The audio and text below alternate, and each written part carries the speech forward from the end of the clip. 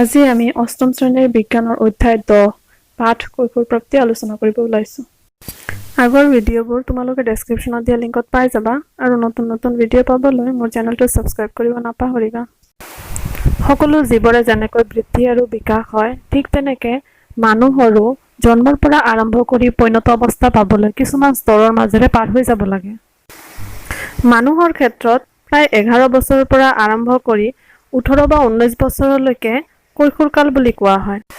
এই কালছোৱাত ল'ৰা-ছোৱালীবোৰে কিছুমান লক্ষণীয় শাৰীৰিক পৰিৱৰ্তনৰ মাজেৰে পাৰ হৈ পৈণত প্ৰজনন অৱস্থা প্ৰাপ্ত হয়। অৰ্থাৎ নিজৰ নিচিনা সতি সন্ততি জন্ম দিয়াৰ কাৰণে প্ৰস্তুত হৈ উঠে। এই কালছোৱা নাবালক অৱস্থাত পৰে বাবে এই বয়সৰ কিশোৰসকলক নাবালক বুলিও কোৱা হয়। ছোৱালীৰ ক্ষেত্ৰত সাধাৰণতে ল'ৰাতকৈ এবছৰ বা 2 বছৰ পূৰ্বেই কৈশোৰ কাল আৰম্ভ হয়। কিন্তু ব্যক্তি বিশেষে এই সময় বেলেগ বেলেগ হ'ব পাৰে। কৈশোৰ কালত মানৱ শৰীৰত সংঘটিত হোৱা বিভিন্ন পৰিৱৰ্তনসমূহে প্ৰজনন ক্ষমতা প্ৰাপ্তিৰ আৰম্ভণিক সূচায়।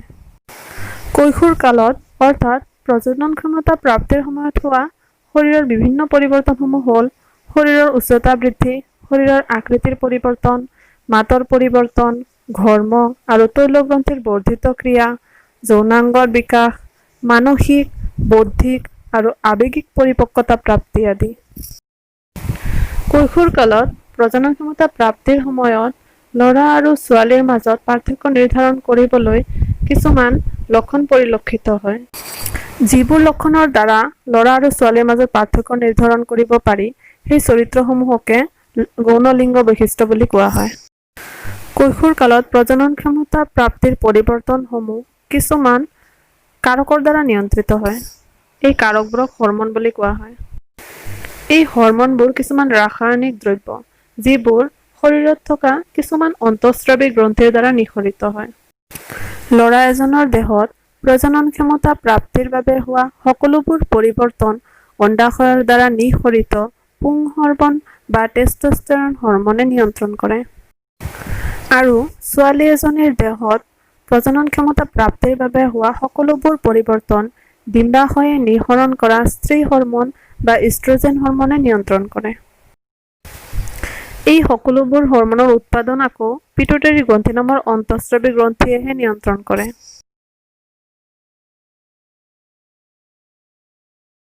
প্ৰজনন কাৰ্যত হৰমনবোৰে কেনেদৰে ভূমিকা পালন কৰে চাওঁ আহা।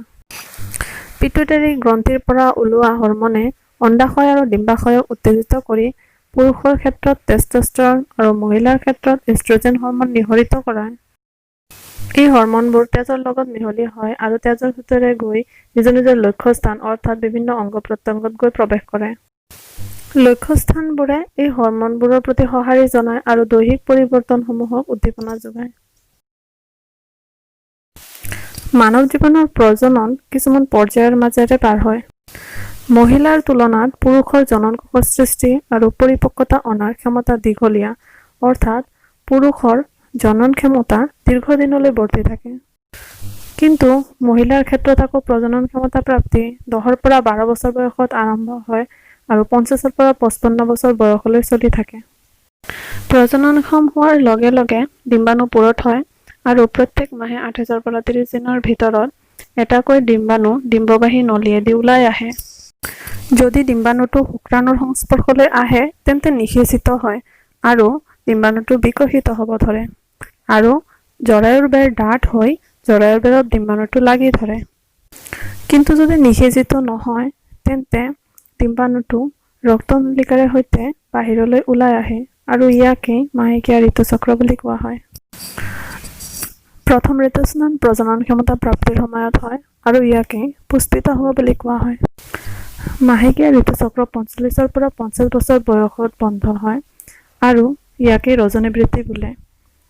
মাহেকীয়া ঋতুচক্ৰ হৰমনৰ দ্বাৰা নিয়ন্ত্ৰিত হয়। মানুহৰ ক্ষেত্ৰত সন্তান এটা ল'ৰা হ'ব নে ছোৱালী হ'ব সেইটো কেনেকৈ নিৰ্ধাৰিত হয় চাওঁ আহা। মানুহৰ দেহৰ প্ৰতিটো কোষৰ কোষ কেন্দ্ৰত 23 যোৰ ক্ৰম'জম থাকে। তাৰে এযোৰ যৌন ক্ৰম'জম আৰু এই ক্ৰম'জমক X আৰু Y হিচাপে নামকৰণ কৰা হয়। মহিলাৰ ক্ষেত্ৰত 2ডাল X ক্ৰম'জম আৰু পুৰুষৰ ক্ষেত্ৰত এডাল X আৰু এডাল Y মুঠতে 2ডাল ক্ৰম'জম থাকে। পুৰুষ আৰু মহিলাৰ জনন কোষত এযোৰকৈ ক্ৰম'জম থাকে। ডিম্বাণুত মাত্ৰ এডাল এক্স ক্ৰম'জম থাকে।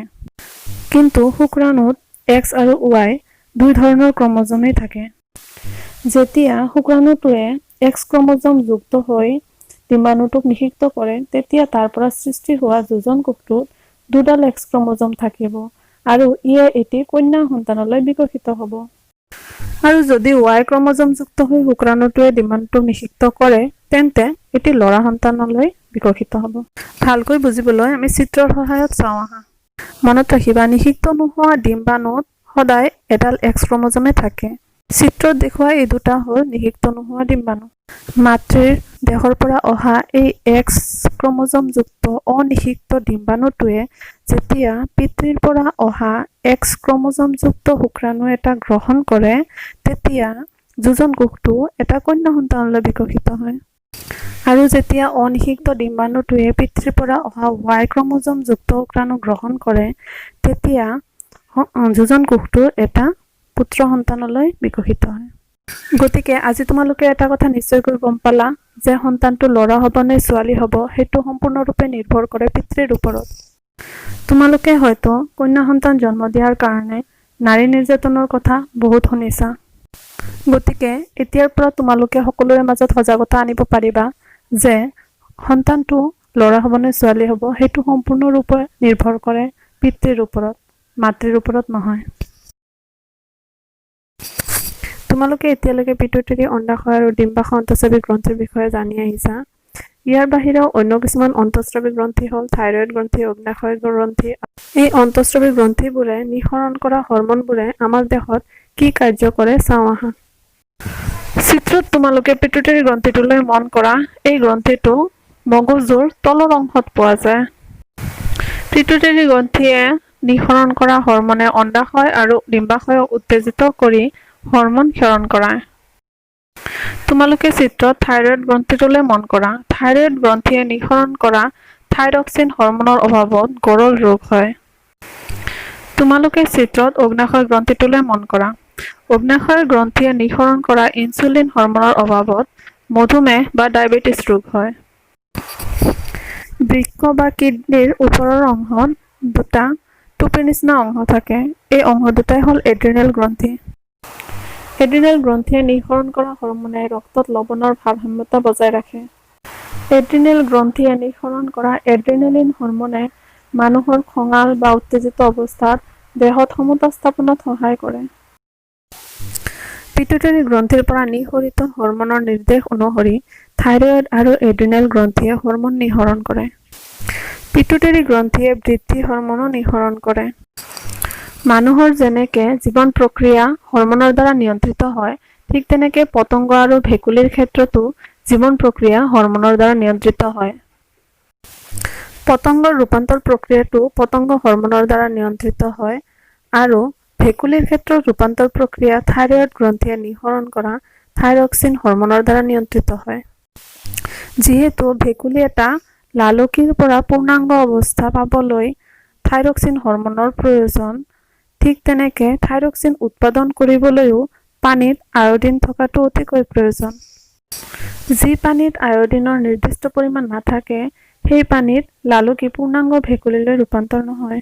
ইয়াৰ আগতেও তোমালোকে পাইছিলা মানুহৰ ক্ষেত্ৰত থাইৰক্সিন হৰম'নৰ অভাৱত গৰল ৰোগ হয়। সেই গৰল ৰোগো আয়ডিনৰ অভাৱতে হয়। আয়ডিনৰ অভাৱত থাইৰয়ড গ্ৰন্থিয়ে থাইৰক্সিন হৰম'ন উৎপাদন কৰিব নোৱাৰে। সেয়েহে মানুহেও আয়ডিনযুক্ত খাদ্য খোৱাটো অতিকৈ প্ৰয়োজন। শাৰীৰিক আৰু মানসিক সুস্থতাকে ব্যক্তিৰ সুস্বাস্থ্য বুলি কোৱা হয়। স্বাস্থ্য ভালে ৰখাৰ উদ্দেশ্যে সকলোৱে সকলো বয়সতে সুষম আহাৰ খাব লাগে। কিন্তু কিশোৰ কালত শৰীৰৰ বৃদ্ধি আৰু বিকাশ আটাইতকৈ বেছি হয় আৰু কিছুমান পৰিৱৰ্তনৰ মাজেৰেও পাৰ হয়। এইটো সময়ত স্বাস্থ্য ভালে নাথাকিলে ল'ৰা-ছোৱালীৰ মানসিকভাৱে বিষাদগ্ৰস্ত হ'ব পাৰে। বিষাদ দূৰ কৰাৰ কাৰণে ল'ৰা-ছোৱালীবোৰে কেতিয়াবা নিচাযুক্ত দ্ৰব্যৰ দ্বাৰা প্ৰলোভিত হ'ব পাৰে। যাতে ল'ৰা-ছোৱালীবোৰে বিষাদগ্ৰস্ত হৈ এই ক্ষতিকাৰক দ্ৰব্যবোৰৰ কাষ নাচাপে, তাৰ কাৰণে সদায় সতৰ্ক হ'ব লাগে। সেয়েহে শাৰীৰিক আৰু মানসিকভাৱে সুস্থ থকাৰ কাৰণে এইটো সময়ত সুষম আহাৰ খোৱাটো নিতান্তই প্ৰয়োজনীয়। স্বাস্থ্য ভালে ৰখাৰ বাবে সদায় গা ধোৱাৰ লগতে শৰীৰৰ প্ৰত্যেকটো অংগ প্ৰত্যংগ চাফ চিকুণকৈ ৰখাটো বহুত প্ৰয়োজনীয়। অংগ প্ৰত্যংগবোৰ চাফ চিকুণকৈ নাৰাখিলে বিভিন্ন অণুজীৱৰ দ্বাৰা এইবোৰ সংক্ৰমিত হৈ বিভিন্ন ৰোগৰ সৃষ্টি কৰিব পাৰে। তোমালোকে জানানে আমাৰ দেশত ছোৱালী এজনীৰ বিয়াৰ বয়স 18 বছৰ আৰু ল'ৰাৰ ক্ষেত্ৰত এই বয়স 21 বছৰ। ইয়াৰ কাৰণ হ'ল কম বয়সৰ কিশোৰী এজনীয়ে মাতৃত্বৰ বোজা বহন কৰাৰ বাবে শাৰীৰিক আৰু মানসিকভাৱে প্ৰস্তুত নহয়। কম বয়সত বিয়া পতা আৰু মাতৃ হোৱাটো মাক আৰু সন্তানৰ দুয়োৰে কাৰণে স্বাস্থ্যৰ বাবে হানিকাৰক। কৈশোৰ কালতে পিতৃ আৰু মাতৃত্বৰ বোজা বহন কৰাটো নিয়োগৰ সুবিধা হ্ৰাস কৰাৰ লগতে শাৰীৰিক আৰু মানসিক কষ্টৰো কাৰণ হ'ব পাৰে। তোমালোকে HIV/AIDS-ৰ নাম নিশ্চয় শুনিছা। এই ৰোগত মানুহৰ ৰোগ প্ৰতিৰোধী ক্ষমতা কমি যায়। এই ৰোগ HIV ভাইৰাছৰ দ্বাৰা আক্ৰান্ত ব্যক্তিৰ পৰা সুস্থ ব্যক্তিলৈ তিনি ধৰণে বিয়পিব পাৰে। আক্ৰান্ত ব্যক্তি এজনে ব্যৱহাৰ কৰা বেজী যেতিয়া সুস্থ ব্যক্তি এজনে ব্যৱহাৰ কৰে তেতিয়া এই ৰোগ বিয়পিব পাৰে। আক্ৰান্ত মাতৃয়ে সন্তানক দুগ্ধপান কৰালে অৰ্থাৎ গাখীৰ খোৱালে মাতৃৰ পৰা সন্তানলৈ এই ৰোগ বিয়পিব পাৰে। আক্ৰান্ত ব্যক্তিৰ লগত শাৰীৰিক সম্পৰ্ক স্থাপন কৰিলে আক্ৰান্ত ব্যক্তিজনৰ পৰা সুস্থ মানুহজনলৈ এই ৰোগ বিয়পিব পাৰে। যদি মোৰ ভিডিঅ'টো ভাল লাগিছে তেন্তে লাইক আৰু শ্বেয়াৰ কৰিব আৰু নতুন নতুন ভিডিঅ' পাবলৈ ছাবস্ক্ৰাইব কৰিব নাপাহৰিব।